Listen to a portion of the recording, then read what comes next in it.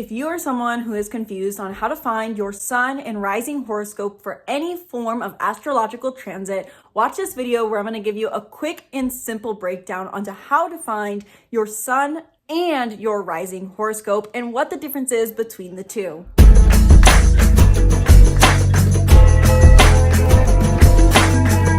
Hello and welcome back to the channel. I'm Isabelle, your spiritual rebel friend, and today we are talking about how to find your horoscope for any transit.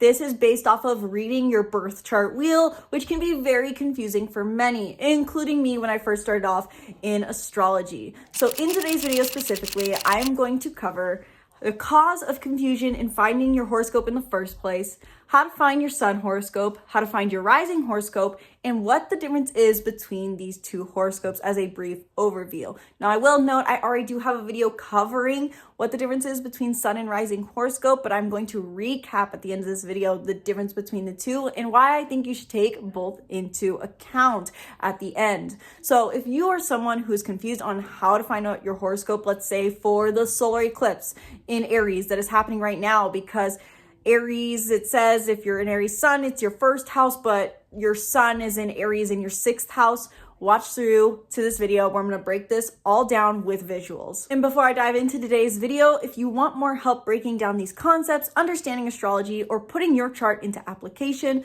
book a reading down below where in 1 hour we can dive deep into any and everything about your chart, including transits, as well as what your chart says about you. Sky is the limit. Learn more down below. Learn more about what kinds of readings you can book down below. And let's dive into how to start understanding what your horoscope is. So first and foremost, what is the cause of confusion about finding your horoscope? I wanted to recap this really quick just to explain what exactly we are talking about today, because I got a comment on a video talking, I believe, about the solar eclipse in Aries, and she was saying how I say in the video, if you are an Aries sun, moon, or rising, this is affecting you in your first house, this is changing your identity, blah, blah, blah, blah, blah, first house themes. But she was saying how if she looks at her chart, her sun is in Aries in, I think, her second house. And if I find the comment, I will put it over the screen while I'm talking. But this is a common confusion I hear, where people are listening to their horoscopes and astrologers are saying this is affecting your X house, your first house, second house, fifth house. But if they look at their chart, that's not the house your sun is in. And then they'll say, look at your rising or look at your chart for this degree of a sign, and that'll tell you your horoscope. And there's a lot of confusion around this concept. And that is because your birth chart versus your sun sign are going to give you two different horoscopes, because one is for your sun sign and one is for your rising.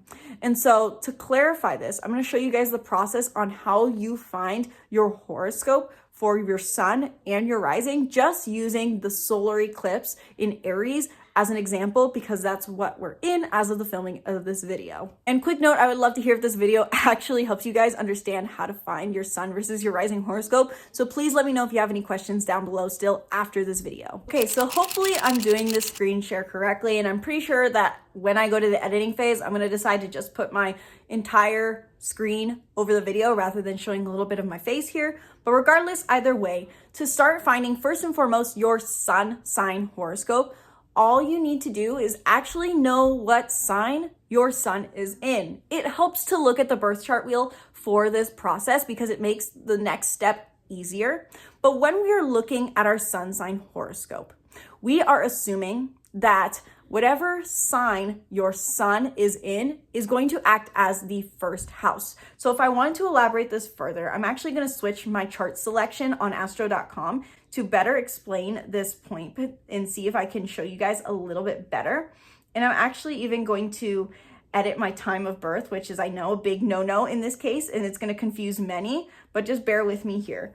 The point being with getting your sun sign horoscope is that this your sun sign acts as the first house. So it divides the houses as following, as you'll see. Aries, where my sun is in, that is the first house. And then all of Taurus, that is the second house.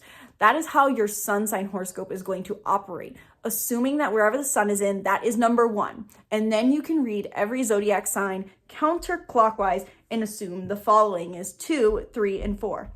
So if we were to, so to say, have a eclipse in Aries, that means that it's going to be happening in my first house. And I wonder if I can even draw on this. I know I can. I'm just not very good at my features, guys. Let's just say that the moon, look at my adorable little moon there, that is where the eclipse currently is. And since it's a solar eclipse, we can even draw the sun too. Wow, I'm an amazing artist, guys. So point being, if the sun and moon are out here in Aries right now, we can see that using your sun sign horoscope, it's all happening within the first house. Now, again, this is much easier to find rather than your rising sign horoscope potentially, because it operates on the idea that each zodiac sign is its own house. So let's say you are a Gemini sun and you had the solar eclipse in Aries. All you would have to do is simply go to Gemini, which is down here in this case, and then count counterclockwise numerically until you hit Aries. So Gemini would be 1, Cancer would be 2, Leo 3, 4, 5, 6, 7, 8, 9, 10, 11. That means that the solar eclipse is happening in your 11th house for you. It's a pretty simple process. Again, looking to whatever sign your sun is in, your sun horoscope operates on the idea that that is going to become your first house. It's almost like it becomes your rising sign additionally, or becomes the beginning of your chart, so to say. So wherever your sun is in for your sun horoscope, that is going to be your first house.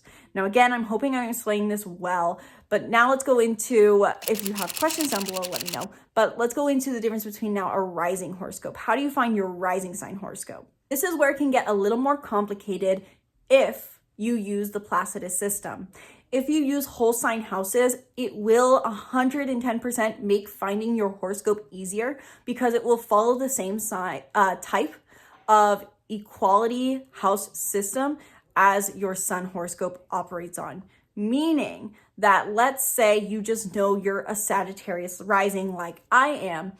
If you have an eclipse in Aries, you would again just count that many signs forward. So Sagittarius, Capricorn, Aquarius, Pisces, Aries, 5th house. You can use your fingers for this, guys. But if you use the Placidus system, you're likely going to have, as you can see on my chart, in equal houses where one is bigger than the other, they're staggered, there's angles, they're not equally divided, they're not clear. And so with that, looking to the degree that certain events in the stars are happening in will be your key point here.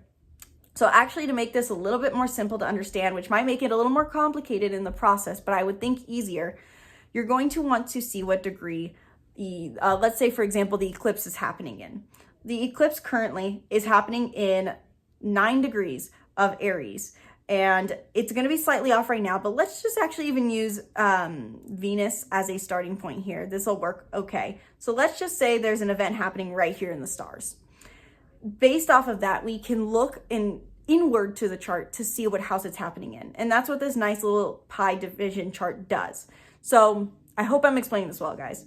But to find, simply put, your rising sign horoscope, you're going to be using your birth chart wheel. Your birth chart is going to take into account your rising sign and what degree it's happening in. And I feel like I'm not explaining this well, guys. We're going to keep working through it.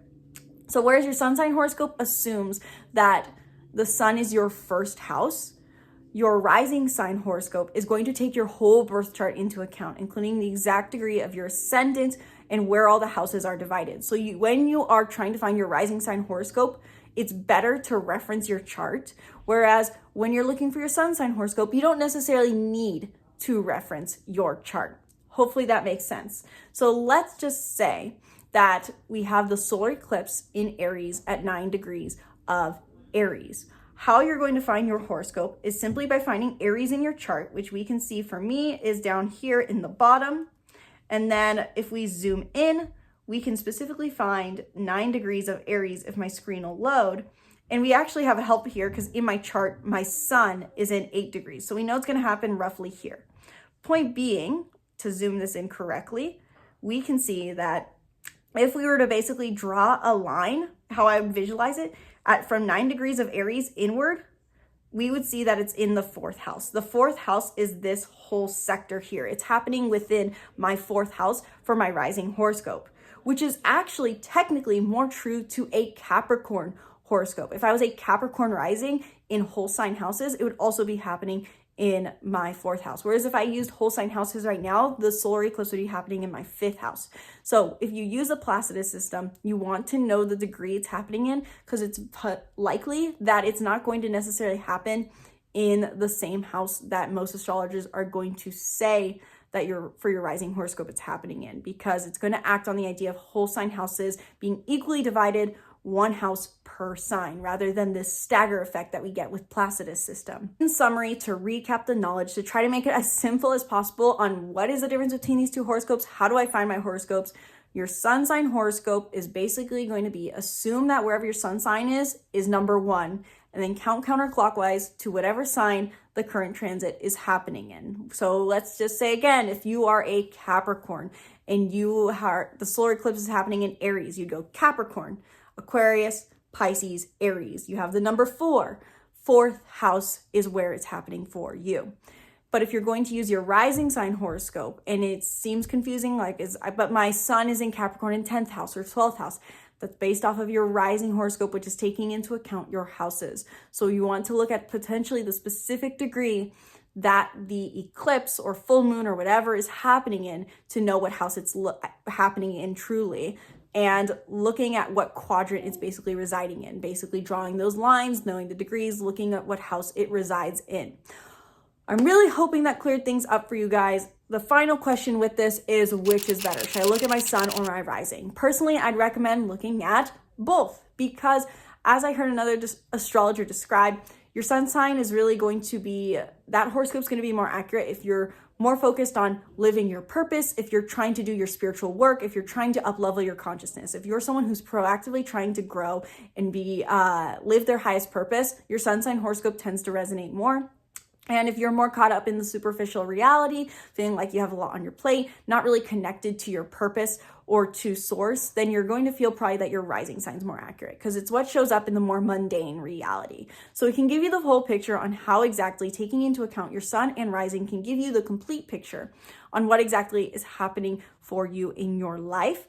If finding your rising sign horoscope is complicated for you, your sun horoscope can 110% be enough. And as far as the moon sign horoscope, same concept as going for the sun sign horoscope. That's how you find it, assuming that your moon is your 1st house and going around the wheel once again. But I personally don't even take moon sign horoscope into account, because that's just too much data for me to handle.